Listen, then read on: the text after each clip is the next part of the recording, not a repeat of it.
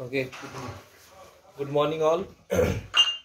अभी हम जानने वाले हैं रेस्पिरेटरी वॉल्यूम के बारे में एंड कैपेसिटीज के बारे में। Will try to understand respiratory volume and capacity. Okay, now this topic is very important to understand because respiratory volume and the capacities will definitely going to ask to the exams. Okay, अब सबसे पहले ये समझ लेते हैं कि volume of air जो रहती है, हम जो ब्रीदिंग करते हैं उसमें कितनी होती है और इसको कैसे गिना जाता है ना। So whatever the volume of air we inspired, okay, is of course हम उसे inhalation कहेंगे, we'll call it as a inhalation, and air expired will be known as expiration. जो भी एयर एक्सपायर्ड की जाती, बाहर रिलीज की जाएंगे, उसे हम कहेंगे एक्सपीरेशन। ठीक है। नाउ अब हमें कैसे पता चलेगा कि जो वॉल्यूम हमने इंस्पायर्ड की और जो वॉल्यूम हमने एक्सपायर किया एयर का, जो अंदर लिया और जो बाहर रिलीज किया, उसमें हमें अगर if you want to measure कि कितना एयर अंदर लिया और कितना एयर बाहर गया, इसको अगर आप मेजर करना चाहते, यू रिक्वायर्ड इसको मेजर करने के लिए, एस्टिमेट करने के लिए आपको स्पायरोमीटर की जरूरत होती है। किसकी जरूरत होती है? You required a spirometer to measure that how much air is been inhale and how much air is been exhale or expire. Okay. Now तो क्लिनिकल असेसमेंट के लिए आपको स्पायरोमीटर को यूज करना पड़ेगा कि हमारा रेस्पिरेटरी वॉल्यूम कितना था, कितना एयर अंदर गया, कितना एयर बाहर गया, इसके लिए स्पायरोमीटर यूज किया जाता है। ठीक है। अब हम वॉल्यूम समझ लेते हैं कि कौन से रेस्पिरेटरी वॉल्यूम्स होते हैं। ठीक है। और वो कैसे एक दूसरे से अलग होते हैं। Will try to understand the volumes. Okay. Now when we talk about the volume, it is the volume of a air. It is the volume of a air. We actually measuring a volume of a air. Okay, volume of air. हम major करने वाले हैं volume of air. Lungs के अंदर अलग अलग वक्त में कितना रहता है, उसको हम मेजर करने वाले हैं। ठीक है। तो सबसे पहले हम जान लेते हैं टीडाल वॉल्यूम क्या होता है उसके बारे में। Okay, will try to understand first the tidal volume. Now the tidal volume is the amount of air inspired. It is the amount of air inspired. Amount of air inspired. कितना air हमारे lungs के अंदर हमने लिया, okay, and expired, और कितना air हमने release किया, ओके, ड्यूरिंग नॉर्मल ब्रीदिंग। हमने जब नॉर्मल ब्रीदिंग की उसके दौरान कितना एयर अंदर लिया और कितना एयर बाहर रिलीज किया, नॉर्मल ब्रीदिंग के वक्त, उसे हम कहेंगे टीडाल वॉल्यूम। ओके। और ये जो वॉल्यूम होता है, value is 500 ml. Value is 500 ml. Okay. Now always keep in mind, जितनी हवा हम अंदर लेते हैं लंग्स में, मान के चलते हैं कि हमने बहुत सारी एक पर्टिकुलर वॉल्यूम, हमने 1000 ml का एयर का वॉल्यूम हमने अंदर लिया, तो उसमें से क्या पूरा का पूरा वॉल्यूम लंग्स को पहुंचता है? बिल्कुल नहीं।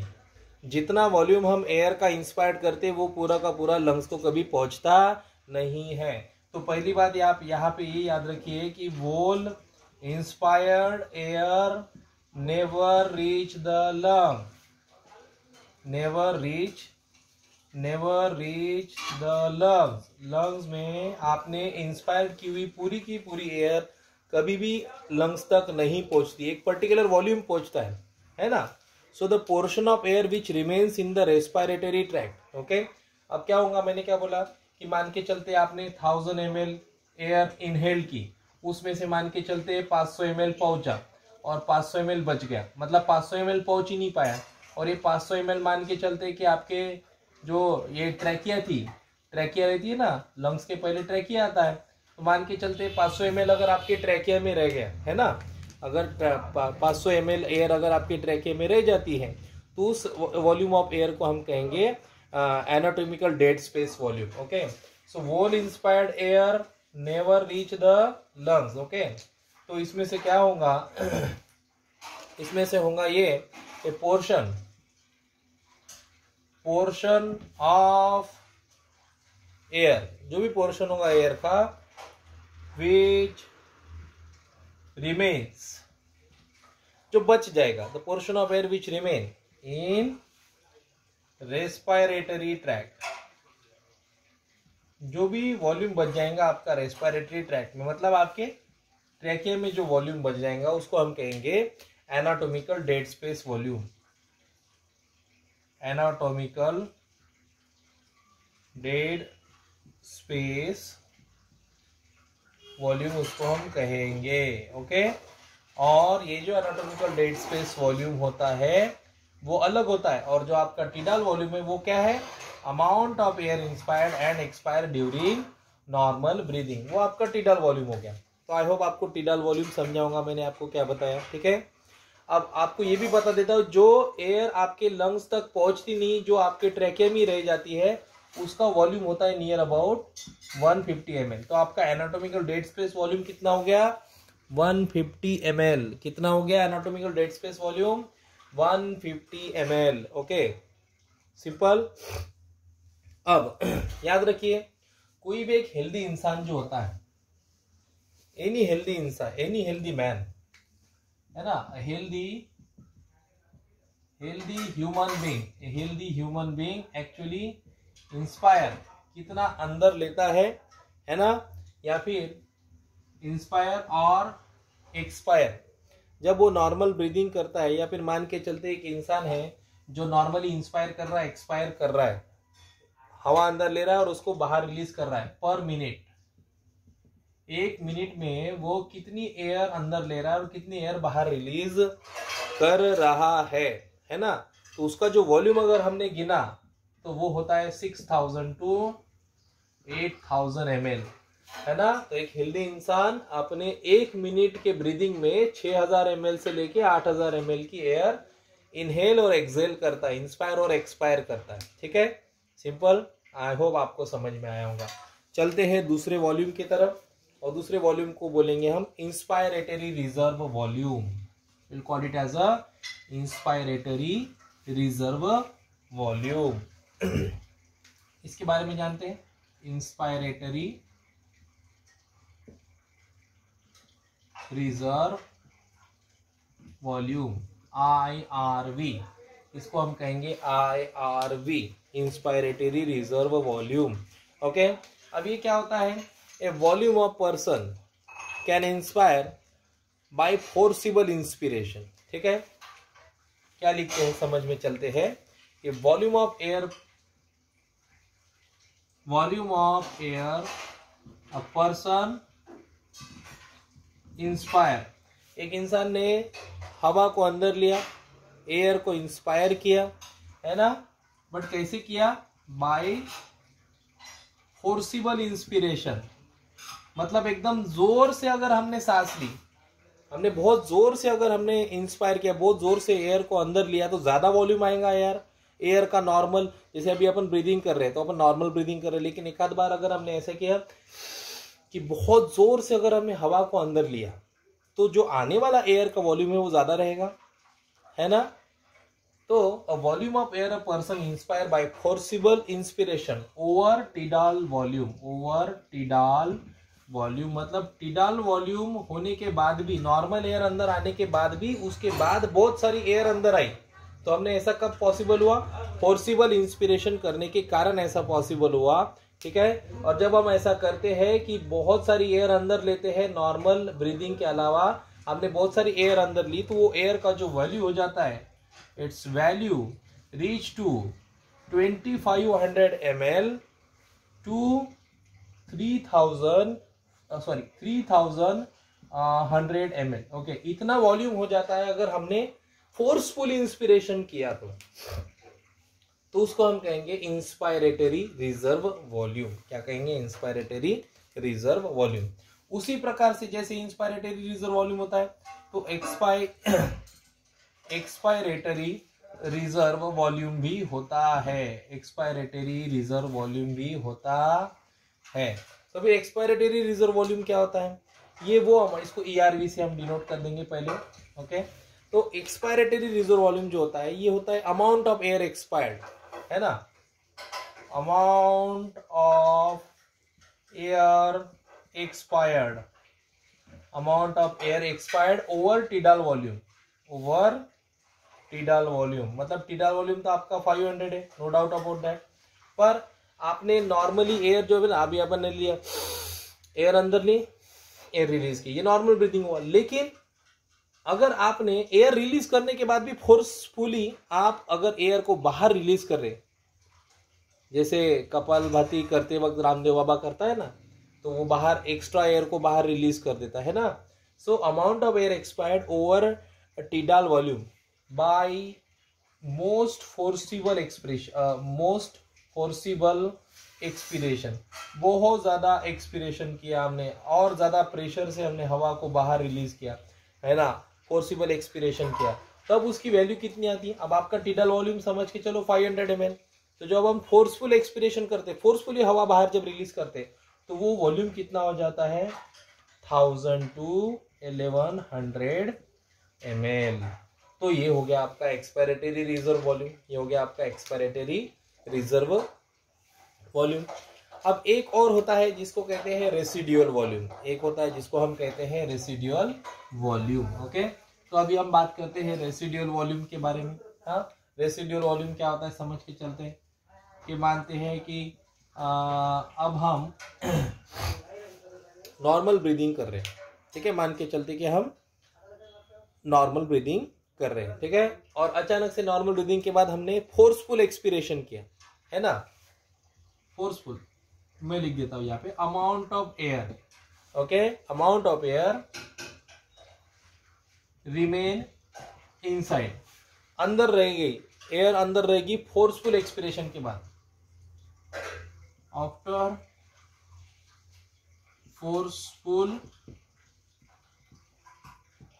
एक्सपिरेशन, आपने फोर्सफुल एक्सपिरेशन किया, बहुत जोर से हवा को बाहर रिलीज किया, और उसके बाद जो वॉल्यूम बचता है ना, amount of air remain inside after forceful expiration, forceful expiration करने के बाद जो आपका वॉल्यूम बचा, है ना, तो उसको कहेंगे हम रेसिडुअल वॉल्यूम, है ना, that is what we called as a residual volume,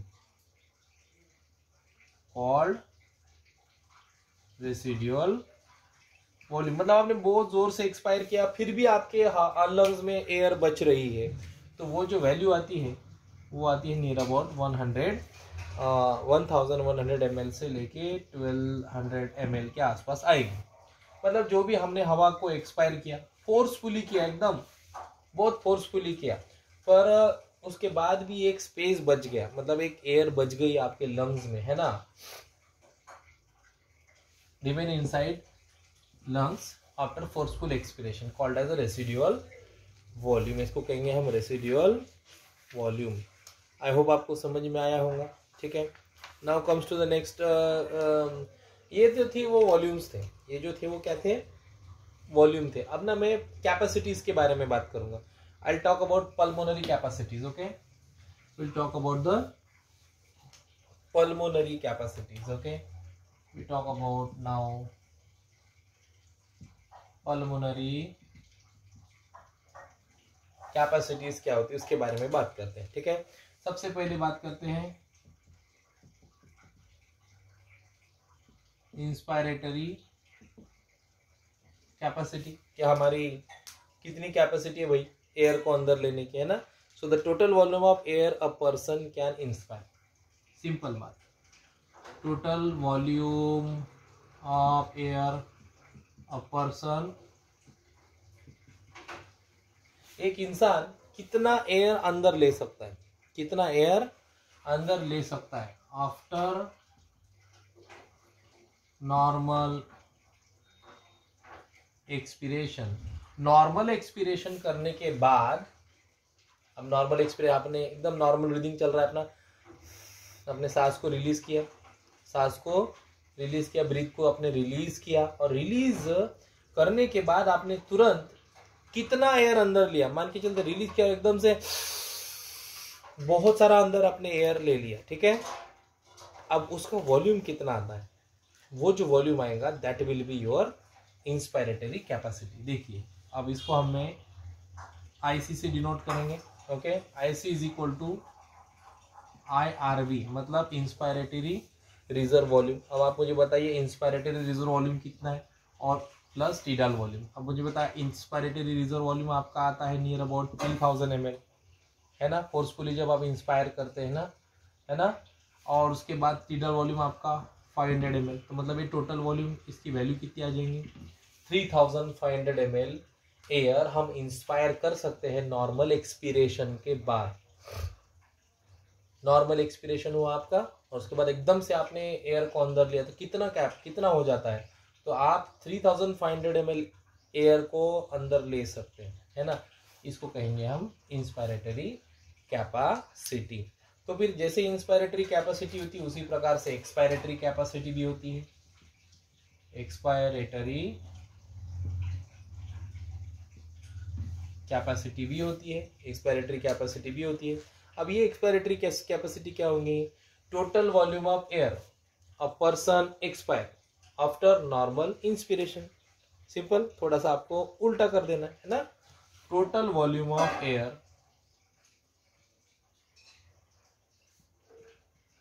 a person expire, कितना एक्सपायर कर सकता है जब वो नॉर्मल इंस्पिरेशन करता है, after normal inspiration. Normal inspiration के बाद इंसान कितना एयर, फिर से इंस्पिरेशन चल रहा है, हमने ब्रीथ किया, फिर हमने एक्सपिरेशन किया, लेकिन उसके बाद भी आप बार बार एक्सपायर कर रहे, कितना आप एक्सपायर कर सकते हैं, कितना वॉल्यूम आप और एक्सपायर कर सकते हैं, उसको कहेंगे अपन एक्सपायरेटरी कैपेसिटी। तो EC is equal to expiratory capacity is equal to expiratory reserve volume plus tidal volume. अब आपको पता है एक्सपायरेटरी रिजर्व वॉल्यूम कितना होगा, एवरेज पकड़ के चलते 1000 ml, it will be 1000 ml plus tidal volume तो आपको पता ही है कितना है 500 ml, है ना। We know that how much is the tidal volume, okay. तो अगर हमने ऐसा किया तो उसकी कैपेसिटी चली जाती। अभी इसको मैं ज़्यादा से ज़्यादा पकड़ लेते, मान के चलते हैं हम 1100 ml पकड़ते, इसको 500 ml पकड़ते, तो ये हो जाता है 1600 ml of expiratory capacity will be there for a normal person. एक नॉर्मल पर्सन इतनी एयर एक्सपायर कर सकता है नॉर्मल इंस्पिरेशन के बाद, तो वो हो गई एक्सपायरेटरी कैपेसिटी, ओके। सिंपल में आ गया, समझ में आ गया आपको भी।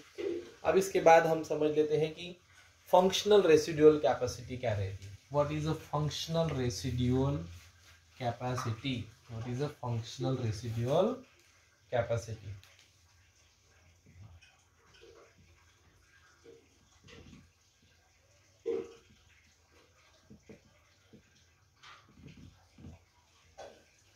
फंक्शनल रेसिडुअल कैपेसिटी FRC, इसको हम कहेंगे FRC, okay. Functional residual capacity ये क्या होता है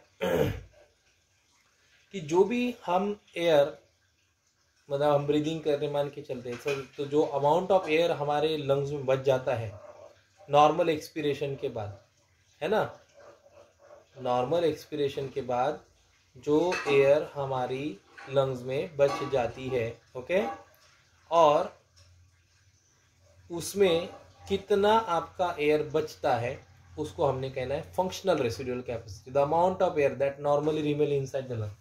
क्या है देखिए, समझ में आ जाएगा, लिखने के बाद समझ में आ जाएगा आपको। अमाउंट ऑफ एयर, जो भी अमाउंट ऑफ एयर है नॉर्मली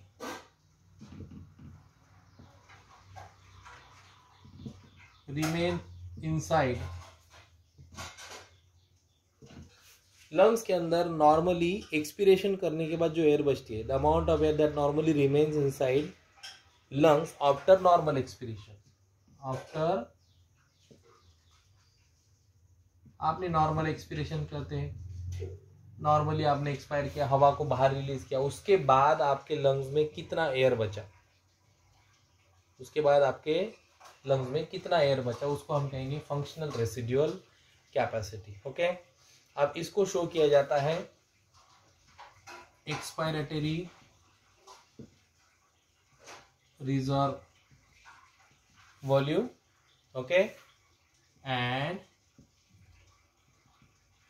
रेसिडुअल वॉल्यूम मिला के, एक्सपायरेटरी रिजर्व वॉल्यूम और रेसिडुअल वॉल्यूम दोनों को हम मिला देंगे तो हमारा बन जाएगा फंक्शनल रेसिडुअल कैपेसिटी। तो अगर मैंने बोला का फॉर्मूला ये रहेगा कि they should have the expiratory reserve volume, okay, and your residual volume, तो it should be then 1000 ml let's consider, and here we should consider 1200 ml, तो ये हो जाता है नियर अबाउट 2200 ml हो जाएगा। ठीक है, तो 2200 ml will be the functional residual capacity, functional residual capacity. और अब समझते हैं vital, what is a vital capacity. Will try to understand what is a vital capacity, की वाइटल कैपेसिटी क्या होगी।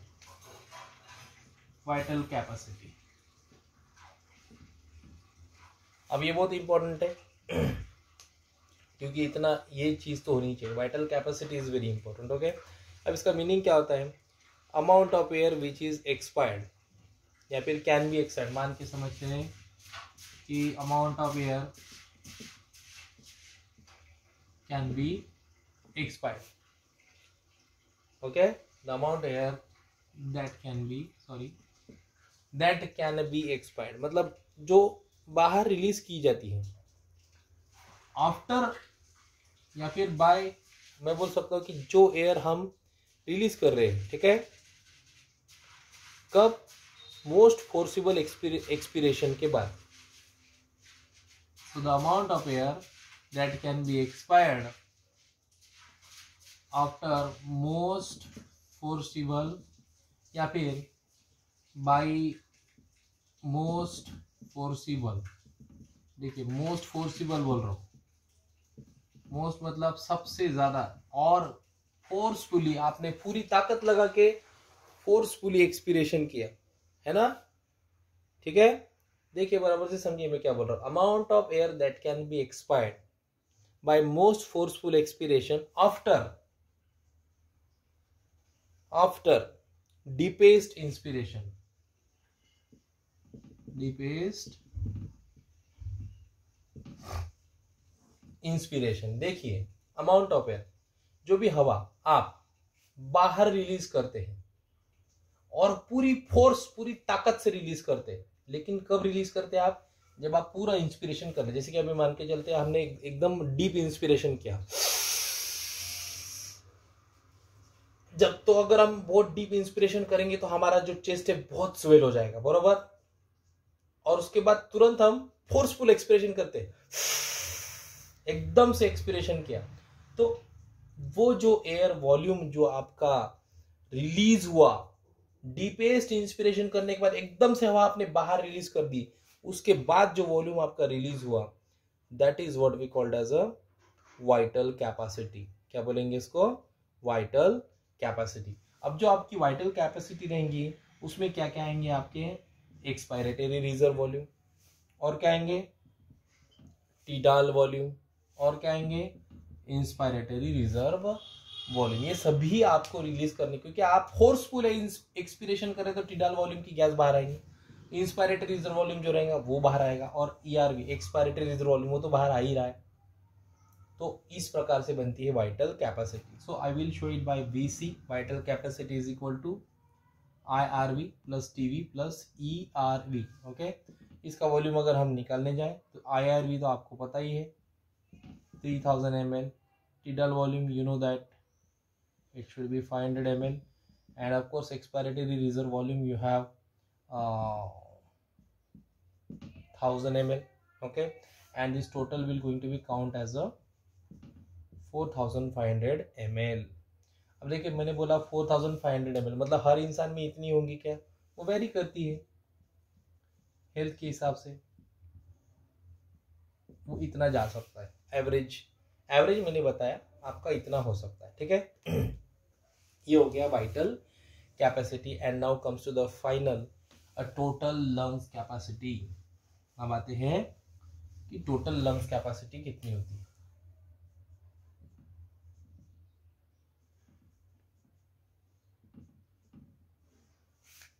टोटल लंग कैपेसिटी कितनी होती है। ओके, अब मान के चले मैं आपके लंग्स में हवा भर रहा हूँ, है ना। मतलब मान के चलते हैं कि आपने फोर्सफुल इंस्पिरेशन किया, ठीक है। मैं अभी पहले डिफिनेशन ही लिख देता हूँ। A total volume of air accommodate